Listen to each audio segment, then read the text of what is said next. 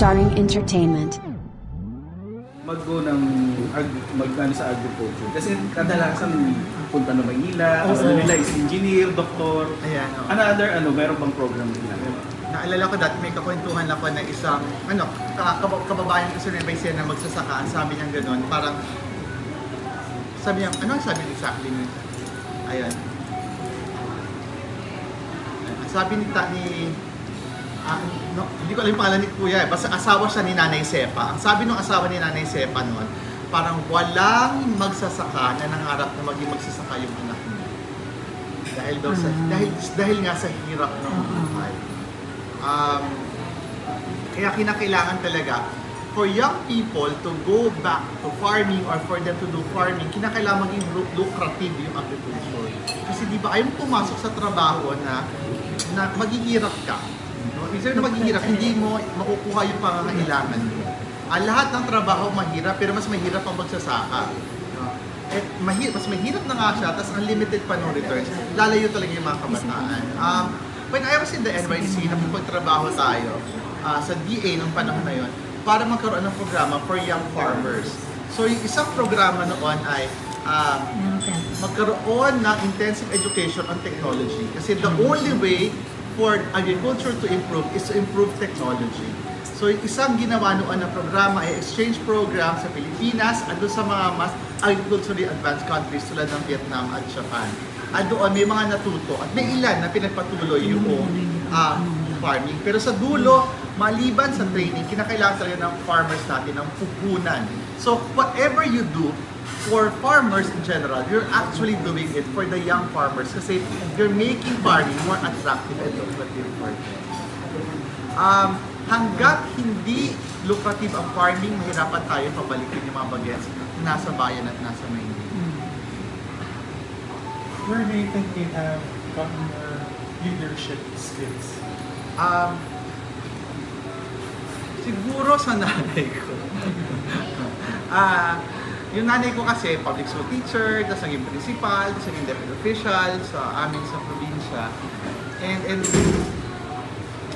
I think I got it from my mom because yung nanay ko parang may tiwala siya dun sa kakayanan namin to take on leadership roles. Hindi naman niya kami itulak na anak mag-leader ka, anak mag-valedictorian ka. Wala naman ganun. Basta sinasabi lang niya, kaya mo naman yan. Ganyan, yung ganung encouragement. And I think that's very important kasi sa dulo, while leadership, some would say it's inborn, pero ako naniniwala ko leadership is a skill.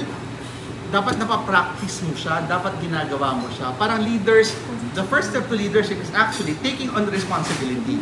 Kung hindi ka mag-take ng responsibility, hindi mo mahupon yung leadership mo, no? Yung skills mo. So, yun yung una. It has to begin with that very conscious decision that I want to lead, that I want to take on responsibility. May mga tao kasi na parang, why should I take it on? Pwede ako mag-focus sa ibang bagay. Halimbawa na nag-aaral ako, naisip ko,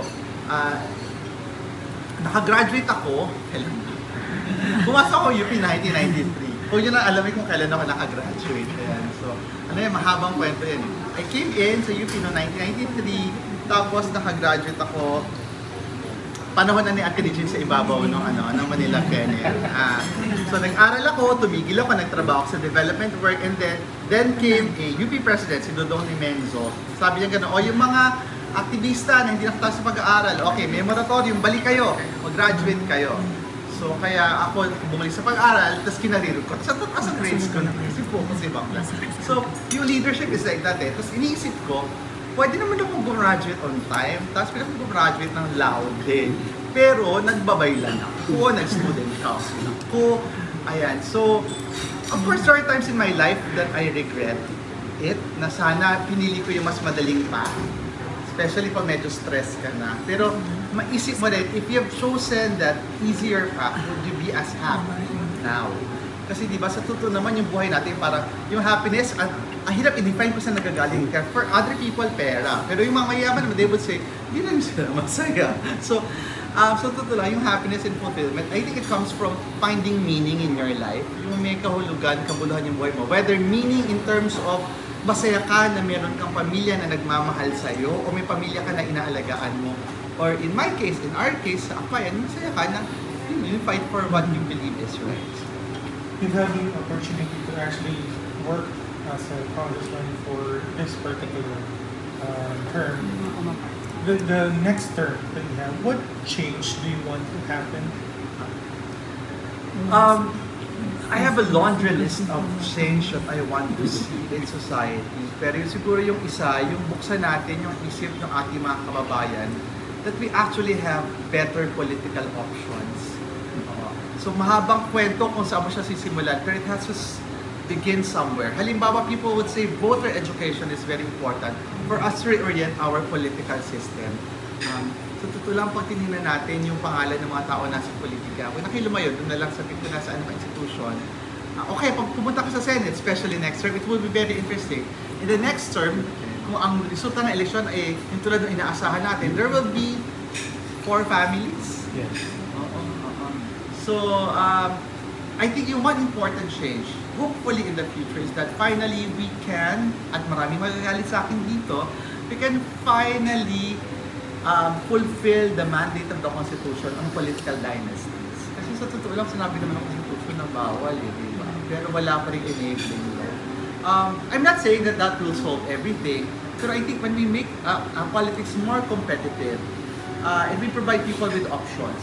Kasi halimbawa, maraming tao ang magagaling, hindi lumalaban sa politika. Hindi nag-decide to take on the responsibility. Kasi isip nila, hindi naman ako mananalo eh.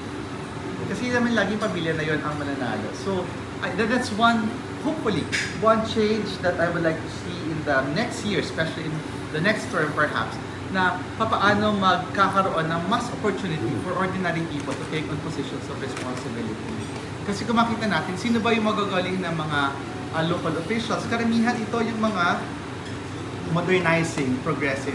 Tapos mananalo na minsan, pero dahil hindi galing sa political dynasty, matatalo ulit after.